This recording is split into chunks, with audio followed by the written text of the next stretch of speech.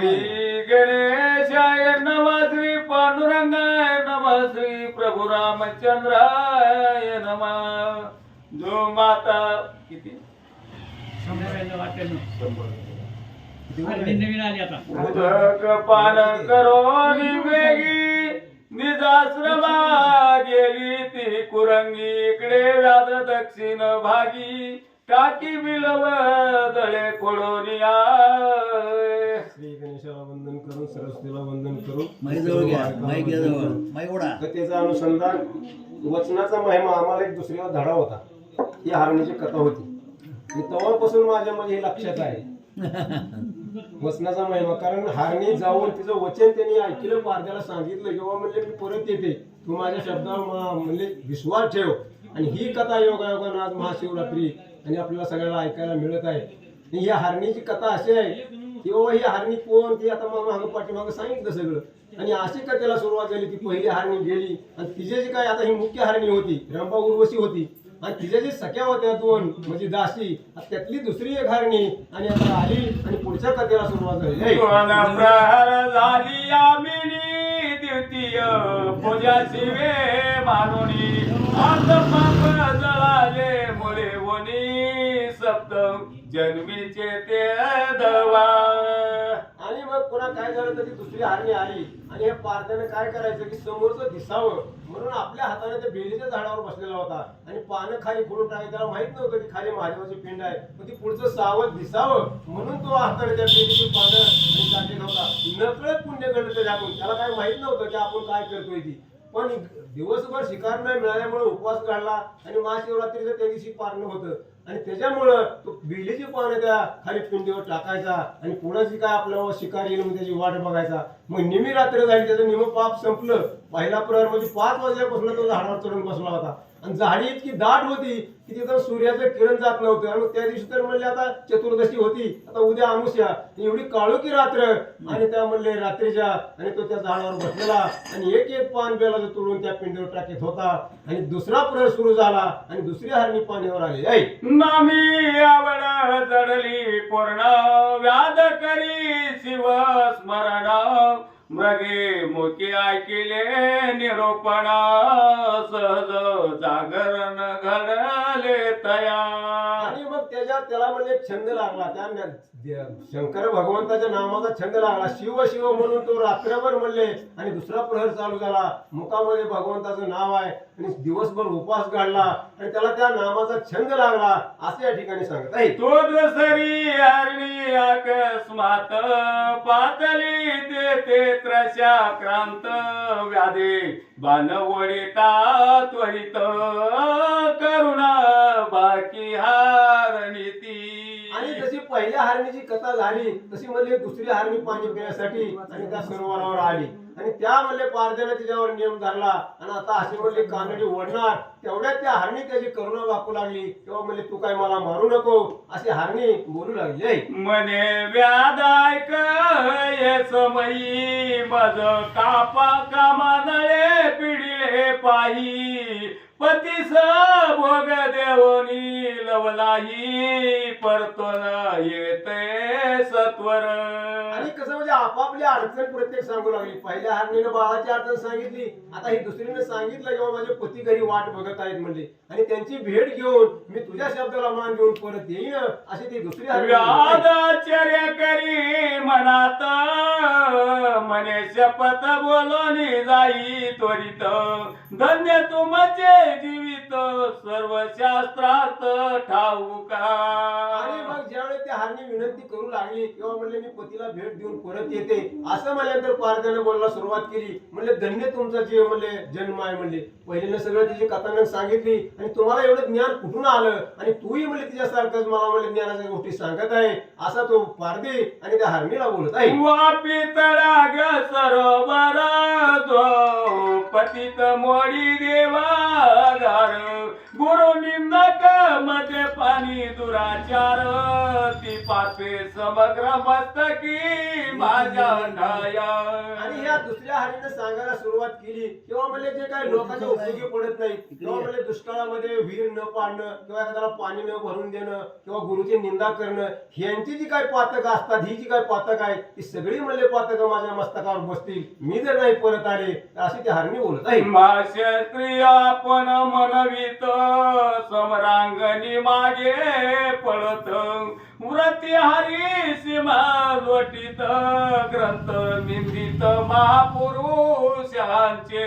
किंवा म्हणजे दुसऱ्या त्यांनी उदाहरण दिलं किंवा म्हणजे एखाद्या आपलं शूरवीर असल्यासारखं नुसतं बोलायचं म्हणले आणि जर युद्धाला चाललं तर भिवून पळून यायचं असे जे काही वृत्तीचे लोक असतात आणि त्यांना जे पातक लागतं ते पातक माझ्या मस्तकावर बसव अशी ते हरणी बोलत आहे. वेदशास्त्राची निंदा करी संत भक्ताशी द्वेष धरी हरी हरी चरित्रे आवेरी माझे शिरीती पापे. मग कोणची पाप किंवा जी काय लोक आता म्हणले जी काय भजन करतात किंवा म्हणले त्यांना नावं ठेवतात मग म्हणले त्यांची जी काय पाप आता भजन करणाऱ्याला किंवा म्हणले पोथी वाचणाऱ्याला की अनेक प्रकारचे भक्ती करणाऱ्या लोकांना जी लोक नावं ठेवतात आणि त्यांना जे पाप लागतं ते सगळं पाप माझ्या मस्तकावर सोनी पायी पती लागिसी नवी मने नाही पती सांडोनी निजे परग्रहीती पापे माझिया माता. आणि ज्या स्त्रिया काय म्हणले आपल्या पतीचा द्वेष करतात पतीच्या आज्ञेत वागत नाही किंवा म्हणले पती सोडून म्हणले बाकीचं म्हणले काही स्वतः वागतात अशा स्त्रियांना जे काही पाप लागतात ती सगळी पाप माझ्या म्हणजे मस्तकावर बसवत अशी ती हरणी बोलत आहे. पुत्र सुस्न सन्मार्गे वर्तता त्याची व्यर्थाची गांजिता न पाहता ते कुरूप होती तत्वता हिंडता भिक्षा न मिळेची.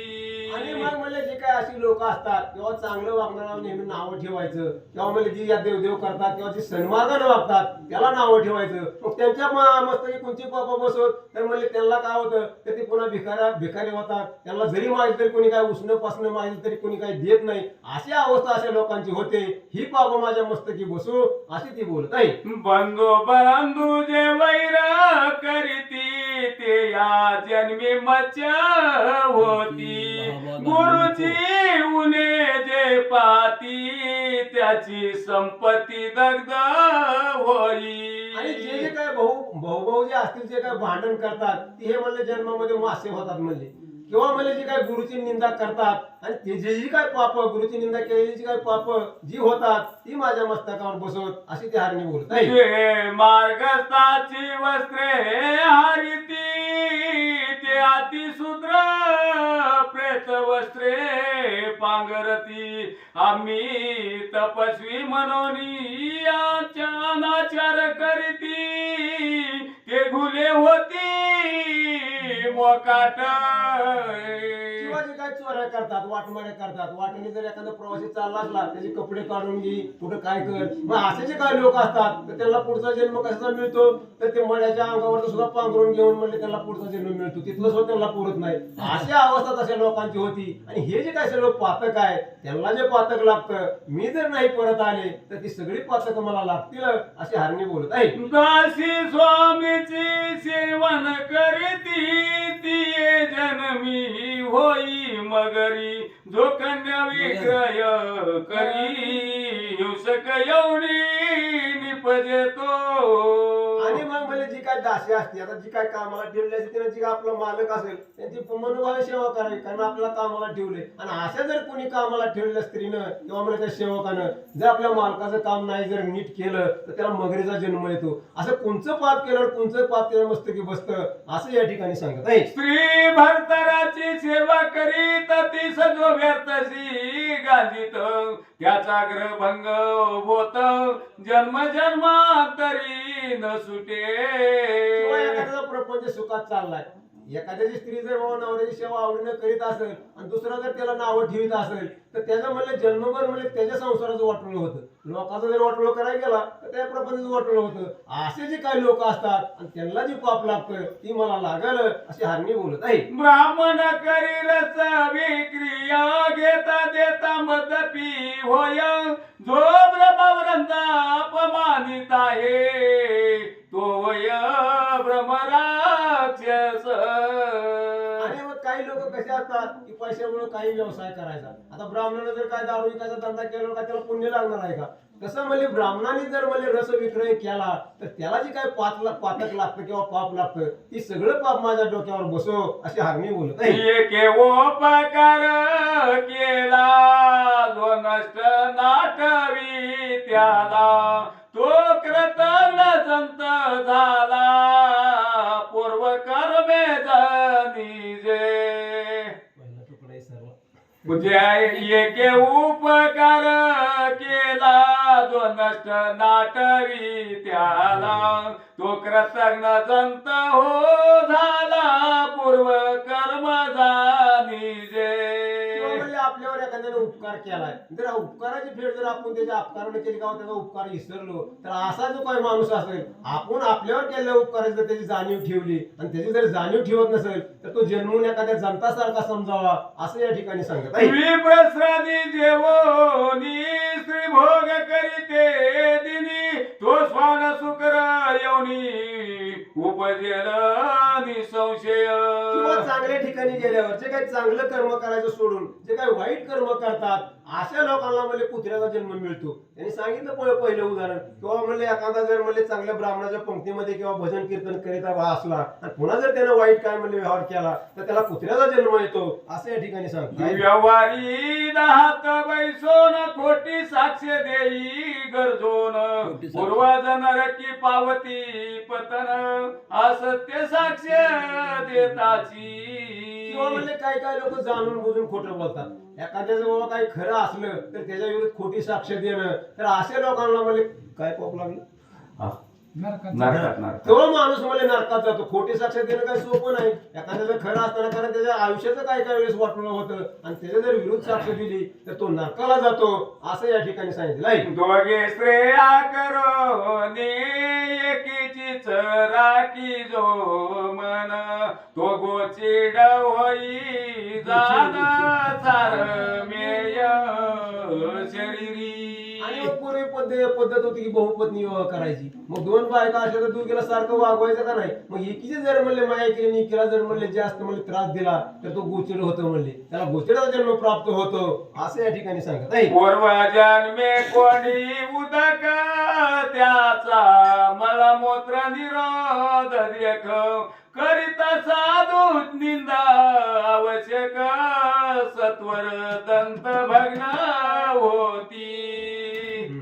देवालाही करी भोजन तरी जन्मी होय क्षीण प्रतवी पतीची निंदा करिता जाण उदरे मंदाग्नी होय पै ग्रास ग्रहण समयी करी भोजन त्यासी पित्त रोग होय दारुण परबाळे विक्री परदेशी नेवोन तरी सर्वांगी कुष्ठ भरे. किंवा काय काय वेळेस म्हणजे ग्रह पर्वणीचा काळ आलेला असतो म्हणले. मग काही लोकांना म्हणजे अज्ञानाने काही लोक जेवतात म्हणजे त्यांना काही पाप नसतं पण ते ज्ञानी असताना सुद्धा म्हणजे ग्रहणाच्या वेळी काही जेवण करतात अशाला जे काय आणि पाप जी काय पाप लागतात त्याच्याबद्दल यांनी सांगितलं आहे. जी स्त्री करी गर्भ गर्भ पतन ती उपजे बंद्या होऊन देवालय टाकी पाडून तरी अंग भंग होय त्याचा.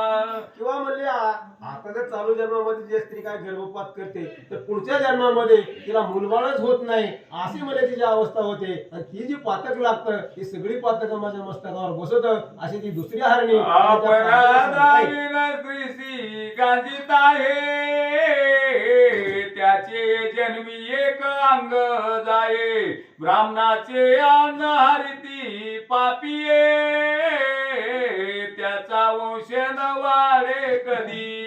किंवा म्हणजे ब्राह्मणाला जे त्रास देतात मग कोणाला अर्धांगवायू होतो किंवा एखाद्याचा वंशच वाढत नाही अशी जी जी काय पातक आहे ती आपल्याला म्हणजे कसं असतंय प्रापंचिक जीवनात आपल्या हातून पातक घडतात पण कोणचं पाप लागल्यावर काय त्याला म्हणजे शिक्षा भोगावी लागती किंवा त्याला काय भोगायचं येतं त्याच्याबद्दल हे सांगत आहे.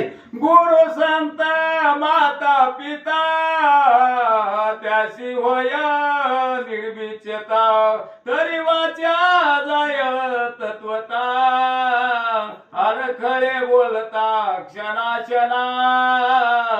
आता आपण काही काही ठिकाणी बघतो काय काय लोकांची वाचाबोध होती तर ती का होती तर काय काय म्हणले आपल्या आईबापाची निंदा करतात किंवा गुरुची निंदा करतात मग अशा लोकांना काय होतं तर ते मरता समय किंवा वार्धक्य आल्यावर म्हातारपणी त्याची वाचाबोध हो कुठं काय हो असं जी काय पाप आहे ते माझ्या मस्तकावर बसो ते हरणी बोलत आहे जो ब्राह्मणाची दंड मारी त्याची व्याधी तिडका लागती शरीरी जो संताशी वाद विवाद करी दीर्घदंत होती त्याचे आणि जे बामणाला जे काय मारतात दांडक्याने जे काय मारतात त्याचं म्हणले एका म्हणजे अर्धा अंग त्याला वायू होतं म्हणले आणि दुसरे जे काय सांगितलं की म्हणले त्याला दात पडतात असं या ठिकाणी सांगत आहे देवद्वारीचे तरुवर अस्वस्थ पादी वृक्ष साचार त्वरिता पांगुळ होई निर्धार भिक्षा न मिळे किंवा हिंडताय म्हणले काही लोक काय करतात तर देवळा पुढे सावली व्हावी म्हणून झाड लावतात पण काही लोक असे असतात की देवळा पुढची झाडं तोडतात आणि त्याच्यामुळे काय होतं तर त्याला कोणचं पाप लागतं तर तो म्हणजे पांगुळा होतो म्हणले असं या ठिकाणी कोणचं काम केल्यावर कशाने काय कोणचं पाप लागतं हे आपल्याला या ठिकाणी सांगत आहे जो स्वतः भक्तित त्याचे उदय नाना रोग होत आपणची परिमळ द्रव्य भोगी समजत तरी दुर्गंधी सत्य सर्वांगी आणि जे काय बाबा सुतक असताना काय ते काय अन्न भक्षितात आणि त्याला काय होतं तर त्या शरीराची दुर्गंधी येते म्हणजे कोणचं काय बाबा केल्यावर पत्ते न पाळता जर काय वागलं तर त्याला कोणचं पाप लागतं अशी ह्या ठिकाणी माहिती सांगितली आहे ब्राह्मणाचे ऋण न देता तरी बाळ पाणी मृत्यू पावे पिता जलवृक्ष छाये मोडिता तरी एकही स्थळ न मिळे त्या ते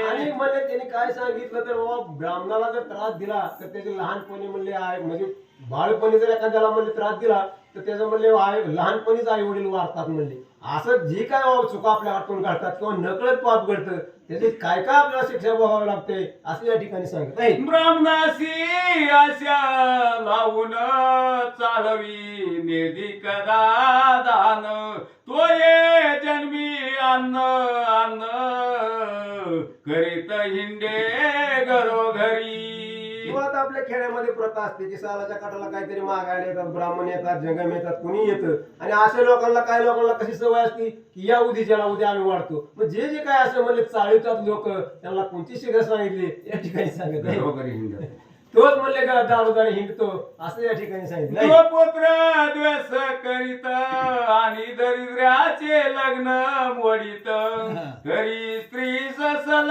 राहे पोटात वंद्य निश्चित संसारी आणि असे काय काय लोक असतात किंवा एखाद्याचं लग्न मोडणं किंवा लग्न जमत झालं त्याचं न जमून देणं तर त्याला स्वतःला काय प्राचित बघावं लागतं तर त्याला मुलबाळ होत नाही म्हणजे लोकांचा जर संसार जर वाटोळा करायचा म्हणला तर आपल्याला म्हणजे पाप मस्त की बसत असं या ठिकाणी सांगत आहे जेने ब्राह्मण बांधिले निगृहून त्यासी सांड शेताडी सूर्यनंदन जो नायके गतकथा ग्रंथ पावन बधीर होये जन्मोजन्मी किंवा म्हणले काही लोक म्हणले ही काय आता कथा चालू आहे ही जर कोणी म्हणले ऐकत नसेल तर तो म्हणले बाहेरा म्हणले जन्मजन्मी म्हणले बाहेरा होतो म्हणले काय ऐकायचंच नाही कधी चांगलं बी ऐकायचं नाही वाईट बी ऐकायचं नाही कथा ऐकत नाही मग म्हणले ह्याला लवकरच बहिर पण येतं असं या ठिकाणी सांगितलं आहे जो पिढे माता पितयास त्याचा सर्वदा होई कायनास एकास भजनिधी सर्व देवास तरी एकचे पुत्र होई त्यासी किंवा म्हणले आई बापाची सेवा करायची नाही त्याच्यामुळे म्हणले त्याला काय होतं तर त्याला म्हणले त्याचा प्रपंच नीट होत नाही किंवा देव म्हणले एकच मानायचा म्हणले बाकीच्या देवाला मानायचंच नाही मग त्याला म्हणले एकच मुलगा होतो असं या ठिकाणी सांगितलं जो चांडाळ गवद धर करी त्याशी मिळे कर्कशा नारी वृषभ वदिता निर्धारी शत मूर्ख पुत्र होई त्याशी किंवा जर एखाद्याने गाय मारली तर त्याला म्हणले काय होतं गायीचं जर पातक लागलं तर त्याला म्हणले कर्कश बायको मिळते रोज त्याला देणारे आणि जर बैल मारला पुढे काय त्याचे मुलं म्हणले मूर्ख निघतात म्हणले म्हणजे अशी जी काय पात्र काय ते आपल्यासाठी यांनी सांगितले. उदक त्रणे पशु मारित तरी मुख्याची प्रजा होती समस्त जो पतिव्रतेशी भोगू इच्छित तरी कुरूप नारी कर्कशा मिळे. किंवा म्हणजे एखाद्या माणसाला सवय त्या जनावराला वैरणीत टाकायची नाही, उगाच बांधून ठेवायचं आणि उपाशी मारायचं. अशा लोकांना म्हणले ते काय पाप लागतं किंवा म्हणले त्याला म्हणले कर्कश बायको मिळते, असं जे ह्या ठिकाणी सांगितलं आहे. जो पारदी भाऊ जीव सवारी तो पेपरा होई संसारी गुरुचा त्याग जो चांडाळ करी तो उपदाताची मृत्यू पावे. किंवा म्हणले जे गुरुचा म्हणले गुरुला त्रास देतात ते उपसदाच काय काय मरतात म्हणले पुढच्या जन्मामध्ये. आणि जे जे काय म्हणले असं गुरुला त्रास देणं किंवा एखाद्याला म्हणले छळणं त्याला म्हणले काय काय लोकांना फेफरं होतं, म्हणजे अंगावरनं वार काय असे आजार होतात असं या ठिकाणी सांगितलं. मिळत्यात वारी मोते रवी समोर त्याचे बाळपणी दंत भग्न केस शुभ्र जे मृत बाळासाठी रुदती निर्धार याचा हसता निपुत्रिक होई. रामचंद्राय नमः. जो पारधी बहुजीव संवारी तो फेपरा होय संसारी गुरुचा त्याग जो चांडाळ करीतो उपजगाची मृत्यू पावे. कथेचं अनुसंधान 2 नंबरची हरिणी आलेली आहे आणि ती शपथ घेऊन लागलेली आहे. ज्या पारध्यानं अनेक जीवाचा वध केलेला आहे त्याला जीवन जगत असताना फेफरं येतात, उगाच चांगलं वागत असताना तो वेड्या वाकडेपणानं वागतो. आणि जो गुरुचा त्याग करतो तो चांडा योनीला त्या ठिकाणी जन्माला जातो आणि जन्मल्याबरोबरच अल्प आयुष्य होतो, लगेच मरतो. नित्यात वारी मुती रवी समोर त्याचे बाळपणी दंत भग्न केश शुभ्र जे मृत बाळासाठी रुदती निर्धार त्यास हसतानी पुत्रिक होय की. आणि जो असणारा सूर्यदेवाला नमस्कार करत नाही पण सूर्याच्या समोर जो लघवी करतो तो त्याचे दात लवकर पडतात, केस त्या ठिकाणी लवकर पांढरी होत्यात. आणि एखाद्याचं लेकरू मेला असेल आणि लेकरू मरत असताना दुसऱ्याला दुःख होतं आणि याला हसू येतं तर तो पुढच्या जन्मामध्ये लवकरच मरतो, अल्प आयुष्य होतो असं सांगतात. हरिणी म्हणे व्याधा लागून मी सत्वर येते पतीस भोग देऊन न येईन तरीही पापे संपूर्ण माझ्या माता बैसोत आणि ती की. हरणी त्या असणाऱ्या पारध्याला सांगू लागली मी लवकर माझ्या पतीची भेट घेऊन येते, त्यांची इच्छा पूर्ण करून येते. आणि जर माघारी आले नाही तर आतापर्यंत जी बोललेली पाप आहेत ती पाप सगळी मला लागतील असं सांगते. व्याध मनात शंकुण म्हणे धन्य धन्य तुमचे ज्ञान सत्वर येई ग्रासी जाऊन सत्य संपूर्ण संभाळी. त्या पारध्याला शिकारी करणाऱ्याला व्याधाला आश्चर्य वाटलं, काय ज्ञान आहे महाराज, हरणीला एवढं असणार ज्ञान. म्हणून त्याच्यामुळे त्याला आश्चर्य वाटलं आणि सांगितलं जा लवकरात लवकर तुझं काम उरकून माघारी या. जलपान करून वेगी आश्रमा गेली ती कुरंगी तो मृगराज त्याच प्रसंगी जलपानार्थ पातला. आणि त्या सरोवराचं पाणी पिऊन ती हरिणी निघून गेली. तेवढ्या वेळामध्ये हरिण आला आणि हरिण आल्याबरोबर काय झालं, व्याधे ओढीला बाण तो मृग बोले दिन वदन म्हणे माझ्या स्त्रिया पतिव्रता सगुण त्याची पुसून येतो मी. आणि त्या हरणाला बघितल्या बरोबर त्या शिकाऱ्यानं व्याधानं पारध्यानं कानाडी ओढली, बाण धनुष्याला लावून कानाडी ओढली त्याला मारणार. तेवढ्या वेळामध्ये त्या हरणाने सांगितलं बायकोला विचारून येतो. शपथ ऐके त्वरित कीर्तन करीती प्रेमळ भक्त तो कथा रंग मोडिता निर्वंश होत ते पाप सत्य मम माता. हरणाने सांगितलं मी जर माघारी आलो नाही फक्त घरी जाऊन बायकोला विचारून येतो, शेवटची भेट घेऊन येतो. जर मी माघारी आलो नाही तर कीर्तन चालू आहे, कथा चालू आहे, प्रेमळ भगवंताचे भक्त कीर्तन करतात आणि ते कीर्तन मोडलेलेच पातक कथारंग मोडलेलेच जी काही पाप आहे ती पाप मला लागेल असं सांगतात. ब्रह्म कर्म वेद युक्त शूद्र निजांगी आचरत तो अधम नरकी पडता परधर्म आचरता.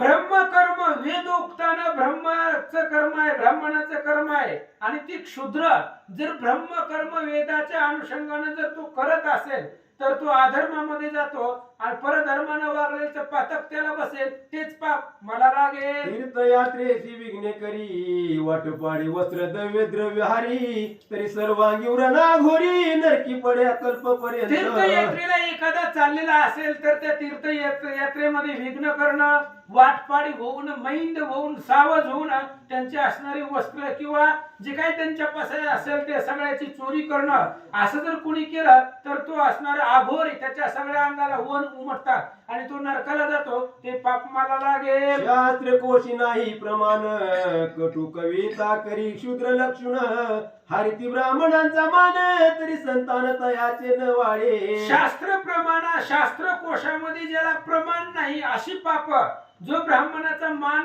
खंडन करतो, अपमान करतो, त्यांचं संतान वाढत नाही, तेच पाप मला लागेल. हरी दिनी शिवदिनी उपोषण विधियुक्त न करी द्वादशी पूर्ण तरी हस्तपादची न होती त्याचे निर्धारी. आणि एकादशी असेल, महाशिवरात्र असेल, एकादशीचा उपवास, महाशिवरात्रीचा उपवास, त्याचं पारणं, द्वादशी हे जर उपवास जो नियमानं करत नाही त्याचे हात पाय क्षीण होतील असं सांगतात. एक शिवहारी प्रतिमा फोडिती एक भगवत भक्ता विघ्ने करीती एक शिव महिमा उच्चरिती नरकी होती कीटकते. आणि एक महादेवाची प्रतिमा पिंड तोडतात, एक असणारी देवांच्या मूर्ती तोडतात, कथेचा रंग वितळतात, अशा प्रकारची जी काही असणारी लोक आहेत ते असणारे नरकाला जातात असं सांगतात. मात्रद्रोही त्यासी व्याधी भरे पितृद्रोही पिशाच विचारे गुरुद्रोही तत्काळ मरे भूत प्रेत गणी विचारे तो. मातृद्रोही आईचं न ऐकल्यानंतर ना आईचा द्रोह जर केला तर अंगामध्ये व्याधी होतात. पितृद्रोह जर केला, वडिलांचं नाही ऐकलं तर पिशाच भूत प्रेताच्या जन्माला जातो.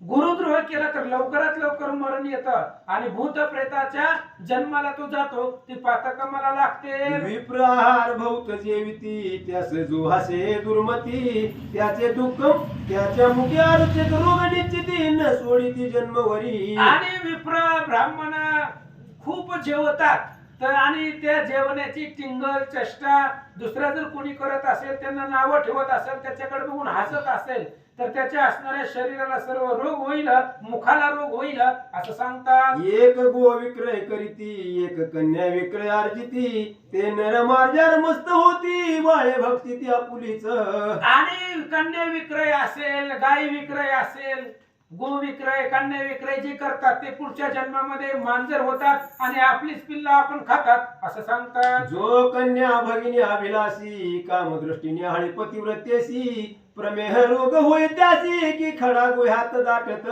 किंवा जो असणारा आपल्या कन्या भगिनीचा अभिलाषी आहे, परस्त्रीला पतिव्रतीला कामदृष्टीने पाहतो, त्याला त्या ठिकाणी असणारा अधपतनाला जातो असं सांगतात. प्रसाद भंग लिंग भंग करी देवाची उपकरणे अलंकार चोरी देव प्रतिष्ठा विरी पंडुरोग होय तयासी. जो प्रसादाचा भंग करतो, अपमान करतो, प्रसाद दिल्यानंतर न घ्यावा, जो प्रसाद घेत नाही किंवा महादेवाच्या असणाऱ्या मूर्तीचा अपमान करतो, देवाचे उपकरण अलंकार दागदागिने चोरतो, असं जर कोण करत असेल तर त्याला पंडुरोग होईल. एक मित्र द्रोह विश्वासघात करीती मात्र पित्र हत्या गुरुशी संकटी पाडिती ब्रह्मवद गोवद नवरिती अंगी सामर्थ्य असूनिया.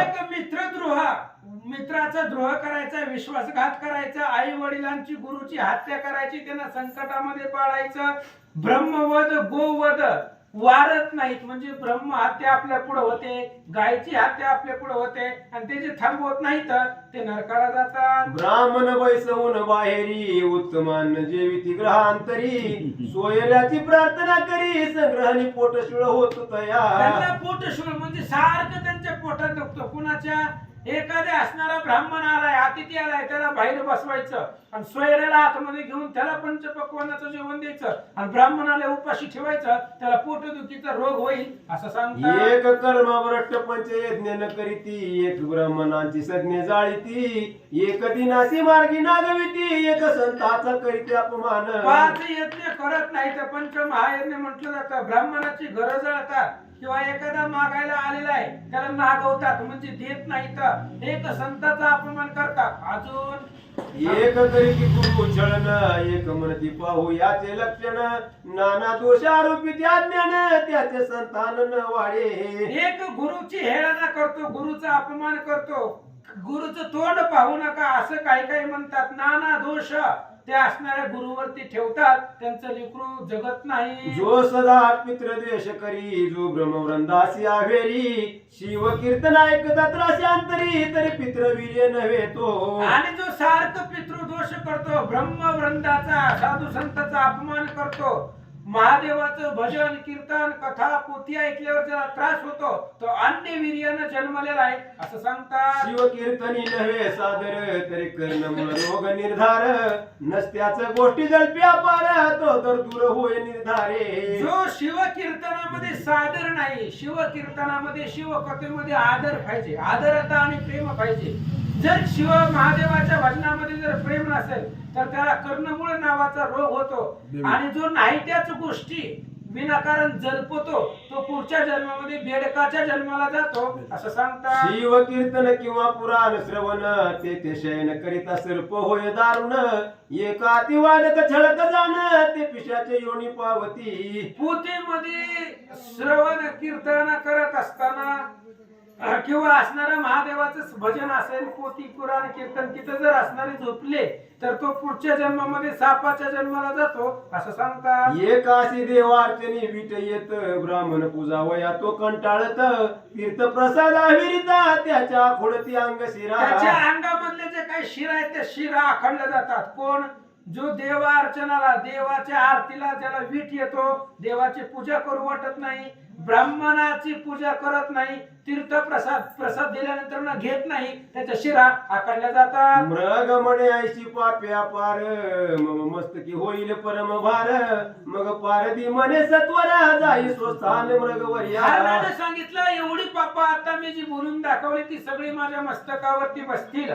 त्यावेळेस शिकाऱ्याने सांगितलं पार्थानं जाऊन तुझं काम करून माघारी या. व्याध शिवनामे गरजे त्या क्षणी कंठ सद्गदी नयनी मागुती बिलवदळे खुडुनी शिवावरी टाकीत असे. आणि तो असणारा व्याध जो पारधे तो पारधे आपलं त्याचं नामस्मरण चालू होतं. मृग म्हणे शिपापे आपण मम मस्तकी होईल परम भार मग पारधी म्हणे सत्वर जाई स्वस्थाना मृगवर्या. अशा पद्धतीने ते हरण्याने सांगितलं मी जर माघारी आलो नाही तर एवढी आता जी पाप सांगितली ती सगळी पाप माझ्या डोक्यावरती बसतील. त्या पारध्याने शिकाऱ्याने सांगितलं जाऊन तुझं काम करून माघारी या. व्याध शिवनामे गरजेच्या क्षणी कंठ सद्गतीत सुनयनी मागुती बिलवदळे खोडोनी शिवावरी टाकीत असे. आणि तो असणारा जो पारधी होता, तो असणारा पारधी बसलेला आहे रात्रीच्या प्रसंगामध्ये बेलाची पानं तोडून उजव्या हातानं महादेवाच्या पिंडीवरती टाकत आहे. मुखानं महादेवाचं स्मरण सुरू होतं. तो प्रहराच्या पूजाचारी संपूर्ण झाल्या शिवजागरी सप्त जन्मची पापे निर्धारी मुळी होणी भस्म झाली. 4 प्रहर रात्रीचे 4 प्रहर महादेवाचं स्मरण घडलं. उपवास महाशिवरात्रीचा घडला, महादेवाची पूजा घडली. त्याच्यामुळं महाशिवरात्रीला उपवास जागरण कीर्तन घडल्यामुळं 7 जन्माची पाप त्याची संपली गेली. तो पूर्व दिशा मुख प्रक्षालित सुपर्ण ध्वज उदय पावत रक्तवर्ण शोभा दिसत त्याची कुंकुम प्राचीचे. आणि मग तेवढ्या वेळामध्ये 4 प्रहर रात्रीचे संपले गेले आणि पूर्व दिशेला जसं असणार मुख प्रक्षाळावं तसं गरुडाग्रज म्हणजे असणारा अरुणोदय झाला. आणि अरुणोदय झाल्यावर काय झालं? तो तिसरी मुगी आली अकस्मात व्याध देखील कृतांतवत म्हणे मारू नको मज येतात बाळाची स्थान देऊन येते. तेवढ्या वेळामध्ये तिसरी हरणी आली पहाटेच्या वेळेला. आणि तिसरी हरणी आल्याबरोबर ते असणाऱ्या शिकाऱ्यानं त्याला मारण्यासाठी कानाडी ओढली. तिने सांगितलं मी बाळाला दूध पाजून येते तोपर्यंत मारू नको. व्याध अत्यंत हर्षभरित म्हणे काय बोले लक्षात तो ऐकावया म्हणत शपथ करून जाय तो. आणि तो असणारा शिकारी जी होता त्याला माहिती होतं या हरणीकडे ज्ञान आहे. आता ही काय शास्त्र वेद सांगणार आहे. आतापर्यंत 3 हरणींना सगळं सांगितलं. आता हे असणारे हरिण काय बोलेल याची उत्सुकता त्या पारध्याला शिकारायला लागली होती, म्हणून त्याने सांगितलं शपथ घेऊन जा. यावेळी मृगे म्हणे व्यास व्याधाय का गोत्र दहा ग्राम दहा गो ब्राह्मणाचे कोंडी उदका क्षय रोग त्याशी न सोडी. आणि ती तिसरी हरणी बोलू लागली ऐक, जो असणारा ग्राम ग्राहक आहे, गो ब्राह्मणाला पिढा देणार आहे, त्यांचं पाणी अडवून ठेवतो, पाणी देत नाही, त्याला क्षयरोग होईल, ते पाप मला लागेल. ब्राह्मणाचे सगळे हरिते देख त्याची पूर्वज रोखी पडती शंका. मात्र मात्र पृथा बिघडती एक स्त्री पुरुषा बिघड पाळीते. ब्राह्मणांची सदने हरवून घेतात, ब्राह्मणाचे जे काय असणारी घरं हिरावून घेतात. त्यांचे पूर्वज रौरव नावाचा नरक आहे, नरकाचे 28 प्रकार आहेत आणि ते असणारे 28 प्रकारामध्ये रौरव नावाचा एक नरक आहे आणि ते नरकाला त्याचे पूर्वज जातात. जो आई मुलगा आणि आई आणि मुलगा यांच्यामध्ये जो अंतर पाडतो तो असणारा नरकाला जातो असं सांगतात. देव ब्राह्मण देखोनी खालतीने करते कदामान. निंदिती बोलती कठोर वचन यमकर चरण छरित यांचे. आणि मग जो देवाला पाहून ब्राह्मणाला पाहून कधी झुकत नाही, देवाचं दर्शन घेत नाही, ब्राह्मणाचं दर्शन घेत नाही, त्याची मान कधी त्यांच्या पुढे लवत नाही, शास्त्र कठोर कठोर अशा प्रकारचं मुखामधून वचन बोलतो, त्याचे यम हात पाय कापतायत. आता कालपासून मी सांगतोय, 2 मिनिटात सांगतो, कालपासून मी बोलतोय काही यम लोक यमदूताचे नाक हात पाय कापतात, पण आपण सांगितलं शरीर इथं जळतंय, हात पाय आली कुठनं, तर गरुड पुराणामध्ये असा उल्लेख आहे, मेलेल्या तिसऱ्या दिवसापासून 13व्या दिवसापर्यंत ती जीव तिथंच असतो, सगळं बघत असतो. आणि आपण जे नवश्राद्ध करतो, नवश्राद्ध वर्णन गरुड पुराणामध्ये आलेलं आहे आणि नवश्राद्धामध्ये रोज पिंडदान करावं लागतं त्याला 13व्या दिवसापर्यंत. आणि त्या पिंडदानाने त्याचा एक एक अवयव त्याला तयार होतो, त्या असणाऱ्या जीवात्म्याला. जसं आपण पिंड दिलं तसं एक एक अवयव त्याचं 13 दिवसामध्ये तयार होतो आणि 13व्या दिवसापासून त्याचा प्रवास चालू होतो. म्हणून ते ज्या झालेला अवयव आहे त्या अवयवाला एवढे लोक दंड देतात असं सांगतात. परवस्तू सोडवया देख अखंड लाविला से रोख. साधू सन्माने मानी दुःख त्यास नेत्र रोग तिडक काढणं सोडती. आणि परवस्तू दुसऱ्याची वस्तू चोरल्यानंतर ना किंवा असणारा साधू साधूचा मान सन्मान नाही केला तर पुस्तक चोरते मुके होती. रत्न चोराचे नेत्र जाती. अत्यंत गर्वीचे महिष होती. पारधी निश्चित क्षीर पक्षी. आणि जे पुस्तक चोरतात ते मुक होतात, दुसऱ्याची सोनं चांदी चोरतात त्यांचे डोळे जातात, अत्यंत जे गर्व आणि उन्मत्त वागतात ते पशु पक्षाच्या जन्माला जातात असं सांगतात. भक्तांची जो निंदा करीत त्याचे मुखे दुर्गंधी घालीत. जो माता पिते अशी ताडीत लुला होत या लागी. जो भक्ताची निंदा करतो त्याच्या असणाऱ्या मुखाचा वास येतो, दुर्गंधी येतो, आई वडिलांना मारतो, त्याचे असणारे हातपाय पांगळे होतात, डोळे होतात असं सांगतात. तो अत्यंत प्रसन्न धनवेचे अनुप्रमाण. तो महाभुजंग होऊन घुसघुशीत बैशते. जो अत्यंत कृपण आहे, तिला एवढं सुद्धा धन सत्कर्मासाठी वापरत नाहीये, त्या असणाऱ्या त्याचा तो महासर्प होऊन राहील असं सांगतात. भिक्षेशी येतीश्वराला तो देनेरिता दवडीला. शिव त्यावरी जाण कोपाला संतती संपत्ती दत्तवया. एखादा यतीश्वर म्हणजे ब्राह्मण अतिथी भिक्षेला आलेला आहे, त्याला भिक्षा न देता जर घरातून पाठवलं तर महादेवाचा कोप त्याच्यावरती होतो, संतती आणि संपत्ती नष्ट होते. ब्राह्मण बैसला पात्रावरी उठविणे घातला बाहेरी. त्याहुनी दुराचारी दुसरा कोणी नसेची. ब्राह्मण पात्रावरती बसलाय, जेवणाला बसलेला आहे, त्या ब्राह्मणाला जेवणाचं पंक्तीमधून जेवताना उठवून बाहेर लावायचं, याच्या एवढं दुराचारी वाईट पापी कुणीच नाही असं सांगतात. ऐसा धर्म कोणी पारदी सद्गत बोले वचन. स्वस्थळा जाई जला पान करोनी बाळाचे स्थान असं देवळी. धर्म अर्थ ऐकून शास्त्रज्ञान युक्त ऐकून त्या पारध्यानं सांगितलं जा लेकराला दूध वगैरे पाजून माघारी ये. ऐशा ऐकुनी मुलगी लवलाह्या गेले जर प्रशन करुनिया. बाळे स्थनी लावनिया तृप्त केले तेने. अशा पद्धतीने त्या शिकाऱ्याचं बोलणं, पारध्याचं बोलणं, व्याधाचं ऐकलं, ती असणारी मुलगी गेली आणि आपल्या असणाऱ्या पिल्लांना किंवा पाडसाला स्तनपान करू लागले. वडील झाली प्रसूत दुसरी पतीची कामना पुरवीत.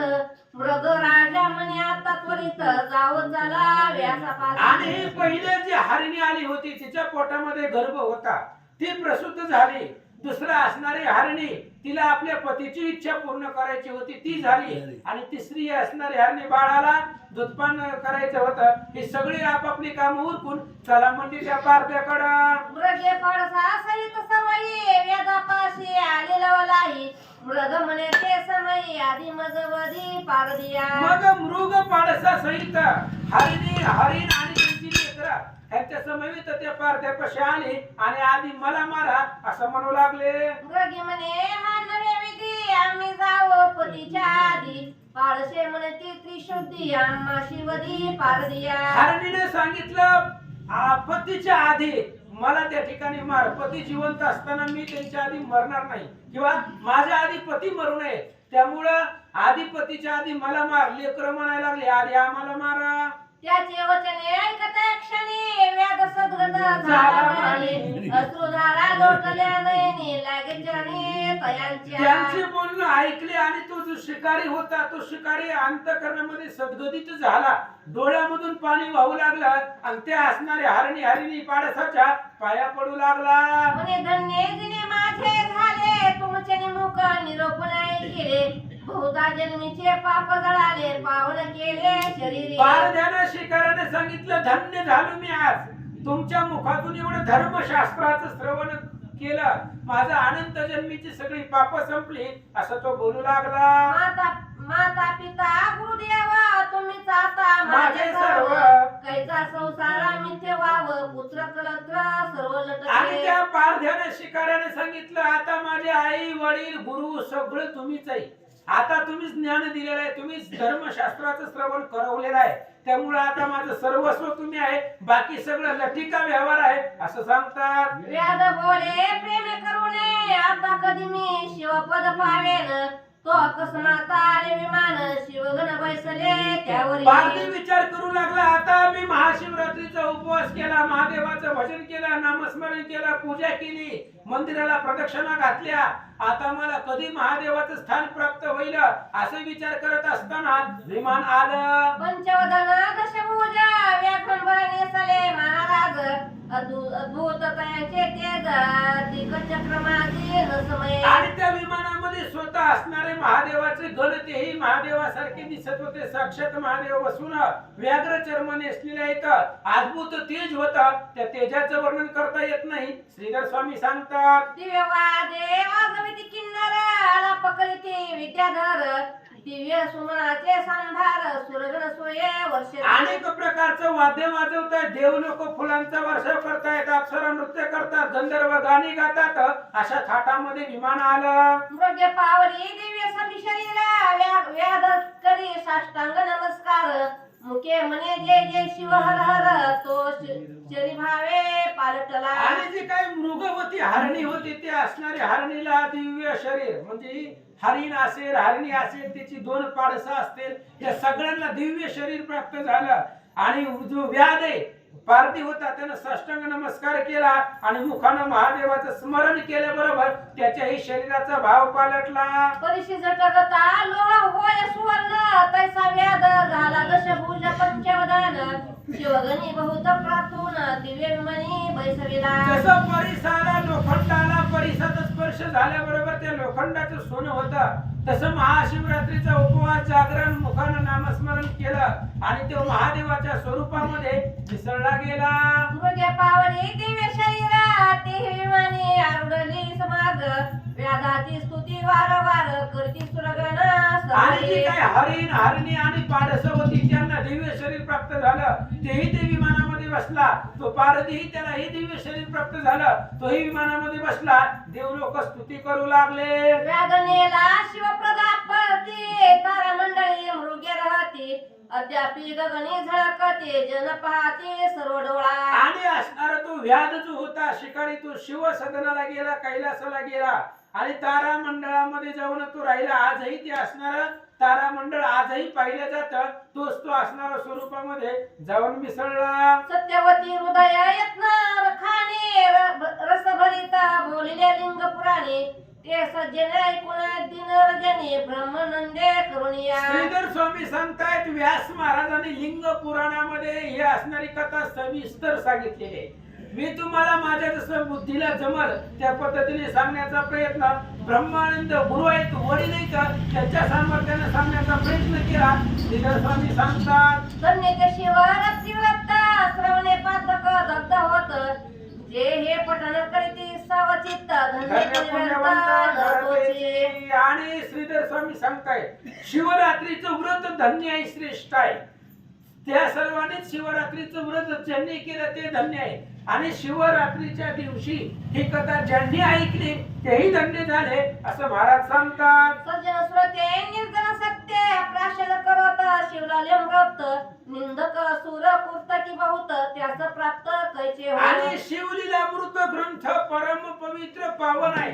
आणि जे सज्जन भाविक सात्विक भक्त आहे त्यांनाच हे कथा अमृताचं प्राशन भेटतं. जे निंदक वाईट आहेत त्यांना हे असणारी कथा ऐकायला मिळत नाही असं सांगतात. कैलासनाथ ब्रह्मानंद तयाचे पद कल्लार सुगंध तेथे श्रीधर भंग शतपद रुजी घालित शिवनामे.